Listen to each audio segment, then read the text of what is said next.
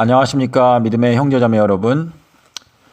저는 오늘 이 시간에 하나님의 율법에 대해서 여러분과 함께 잠시 생각해 보고자 합니다.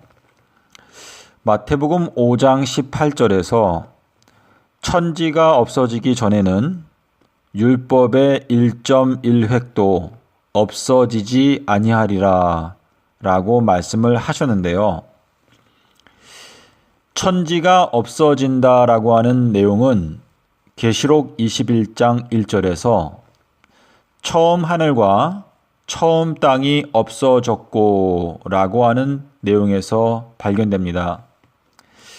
계시록 21장의 내용은 새 하늘과 새 땅이 완성되는 새 예루살렘이 내려오는 때에 이루어지게 되는 재창조에 관한 내용입니다. 그러므로 예수님께서 천지가 없어지기 전까지는 율법의 1.1획도 없어지지 아니하리라 라고 하신 말씀은 새 예루살렘이 내려오는 그 시점이 올 때까지는 율법의 1.1획도 건드리지 말라라는 말씀이 되겠습니다. 예수님께서 뒤이어서 말씀하시기를 누구든지 이 계명들 중에서 지극히 작은 것 하나라도 버리고 또 그와 같이 가르치는 사람은 천국에서 지극히 작다 일컬음을 받게 되리라 라고 경고를 하셨습니다. 예수님께서 침례 요한에 대해서 말씀하실 때에는 여자가 낳은 자 중에서 침례 요한보다 더 큰 이가 일어남이 없다라고 말씀을 하셨습니다. 그런데 예수님께서 사도 바울을 부르실 때에 맨 처음에는 사울아 사울아 너가 어찌하여 나를 핍박하느냐라고 부르셨지만 나중에 사도행전 27장 24절에 가서는 바울아 너는 두려워하지 말아라 라고 말씀을 하셨는데요. 이 바울이라고 하는 이름의 뜻은 작은 자라는 뜻입니다. 하나님께서 왜 사울의 이름을 맨 처음에는 사울이라고 부르시고 나중에는 그 이름을 바울이라고 바꾸셨을까요? 거기에는 하나님의 깊은 섭리가 있을 것입니다. 현 기독교는 사도 바울의 글들을 이용해서 예수님께서 말씀하신 율법의 신성성을 지난 2000년 동안 짓밟아 왔습니다. 로마서나 갈라디아서나 골로새서, 에베소서에 있는 내용들을 자기 마음대로 해석하여 예수님께서 말씀하신 바 천지가 없어지는 그 시점까지는 율법의 1.1획도 없어지지 아니한다라고 하신 그 말씀을 무시하고 기독교는 여러 면에서 하나님의 율법을 짓밟고 또 무너뜨려 왔습니다. 사도 바울은 고린도전서 15장 9절에서 나는 지극히 작은 자이다 라고 고백을 하였습니다. 그리고 하나님께서 사도 바울을 부르실 때에 바울아, 다시 말해서 작은 자야 라고 부르셨습니다. 그러면 예수님은 어떤 분이실까요? 예수님은 나는 요나보다 더 큰 사람이다. 솔로몬보다 더 큰 이가 여기에 있느니라. 성전보다도 더 큰 이가 여기에 있느니라. 골로새서 1장 17절에 보시면은요. 이 온 우주 만물이 예수님 안에 서 있다라고 설명하고 있습니다. 예수님은 이 우주 만물보다도 더 크신 분이십니다. 요한복음 3장 31절에서 위로부터 오시는 예수님은 만물 위에 계시다라고 설명하고 있습니다. 예수님은 이 만물에 속해 계신 분이 아니라 그 만물 위에서 오신 분이십니다. 그런데 현 기독교는 만물보다 더 크신 예수님께서 말씀하신 율법은 천지가 없어지기까지 1.1획도 없어지지 아니한다라고 하는 그 놀라우신 말씀을 지극히 작은 자 사도 바울의 글을 가지고 짓밟아 왔습니다.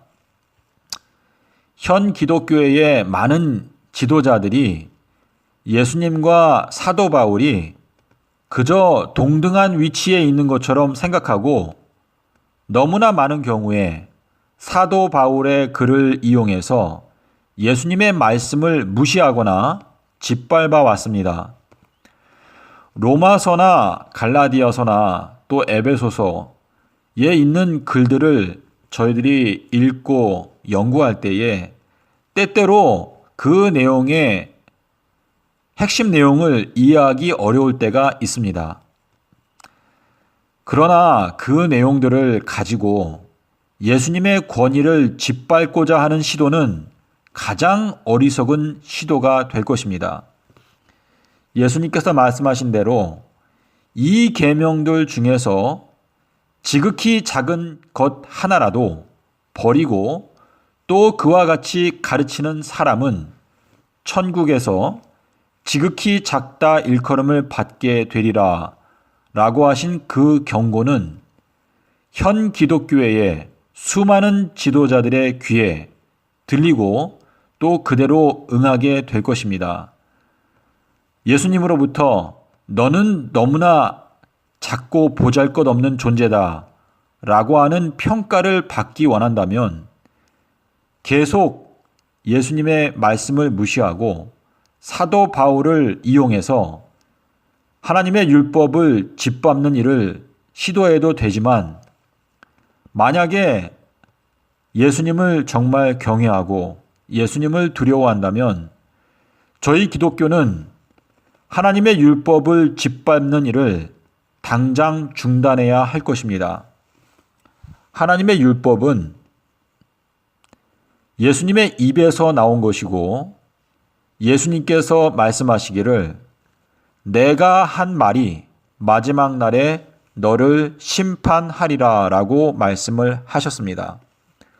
한국 기독교회뿐만 아니라 전 세계의 모든 기독교회 안에 만연하게 퍼져 있는 하나님의 율법에 대한 경시사상과 또 율법 폐기론, 이러한 모든 정신들은 인간의 말을 영생하시는 예수님의 말씀보다 더 높인 결과로 이 기독교회 안에 깊이 뿌리박고 있는 역사 깊은 전염병과 같은 것입니다. 이제 예수님께서 오실 때가 거의 다 되었습니다. 저희들은 예수님께서 다시 오시는 길에 평탄한 고속도로를 만들어 드려야 합니다. 높아진 작은 산, 높은 산, 교만하여 높아진 모든 거짓된 교훈들은 예수님 말씀 앞에 무릎 꿇고 낮아져야 합니다. 빌립보서 2장 10절에서 모든 무릎이 예수님 앞에 꿇게 될 것이라고 말씀을 하셨습니다. 선지자든지 사도든지 모든 피조물들이 전부 예수님의 권위 아래에 무릎을 꿇고 예수님께 경배해야 합니다. 사도 바울은 예수님의 그릇으로 쓰임을 받았지만 사도 바울의 글을 이용해서 예수님의 권위를 짓밟고자 하는 시도는 가장 어리석은 시도라는 것을 저는 여러분께 말씀을 드립니다. 사도 바울은 고린도전서 1장 12절에서 이렇게 말했습니다. 나는 아볼로에게서, 나는 게바에게서, 나는 바울에게서 라고 하는 여러 분파들이 생길 때에 사도 바울은 말하기를 그리스도께서 어찌하여 나뉘었느뇨 라고 말을 했습니다. 예수 그리스도 안에서 우리는 모두 하나로 연합할 수 있습니다. 사도 바울은 말하기를 우리 모두가 예수 그리스도의 심판석 앞에 서서 심판을 받게 될 것이다 라고 말하였습니다. 성경 말씀을 기록한 선지자들, 사도들 모두가 예수님의 심판석 앞에서 저희들과 함께 심판을 받게 된다는 사실을 기억하고 저희들은 예수님의 입에서 나온 말씀에 가장 두렵고 떨리는 마음으로 그 말씀을 듣고 청종해야 할 것입니다. 예수님께서 말씀하시기를 하나님의 입에서 나오는 말씀으로 사람이 살게 된다고 말씀을 하셨습니다. 사도 바울의 글을 저희들은 로고스라고 부르지 않습니다. 예수님의 입에서 나온 말씀이 바로 로고스라는 것을 기억합시다. 요한복음 8장 25절에서 나는 태초부터 너희들에게 말하여 온 자니라 라고 말씀을 하셨습니다. 저희들은 예수님을 경외하는 가운데 예수님의 말씀 앞에서 가장 두렵고 떨리는 마음으로 그 말씀을 청종해야 합니다. 모세오경에 예수님께서 단 한 번이라도 이 율법은 영원히 지켜야 하는 율법이다 라고 말씀하신 것은 반드시 영원히 존재하게 될 것입니다. 성경에서 영생을 얻는 줄 생각하고 저희들은 성경을 상고합니다. 영원한 생명을 만약에 믿는다면 예수님께서 말씀하신 영원한 율법도 믿어야 할 것입니다. 현 기독교회는 지난 2000년 동안 하나님의 말씀을 짓밟아 왔습니다.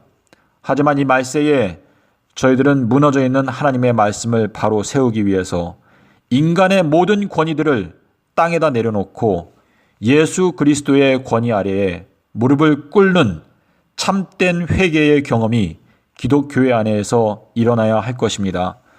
이 말세에 저희들의 영원한 운명이 이제 결정되려고 하는 이 엄숙한 때에 저희들은 예수님의 말씀을 가장 높이고 모두 그 앞에 무릎을 꿇고 경배해야 할 것입니다. 부디 하나님의 성령께서 여러분의 마음 가운데 무엇이 옳고 무엇이 그른지 판단할 수 있는 지혜를 주시기를 기원합니다. 감사합니다.